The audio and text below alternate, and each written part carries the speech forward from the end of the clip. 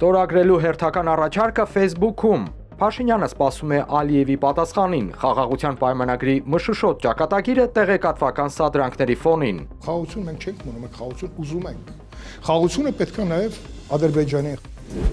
Հայ-թուրքական սահմանի մարգարայի անցակետը 10 օրով կգործի։ Կառավարությունը որոշել է հենց այդ տեղով Սիրիան մարդասիրական բեռներ ուղարկել։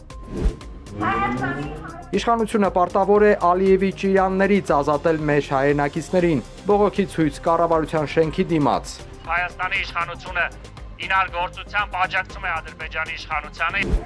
Քաղաքական փոթորիկ Թուրքիայում, բախումներ ու ձերբակալություններ մի շարք քաղաքներում։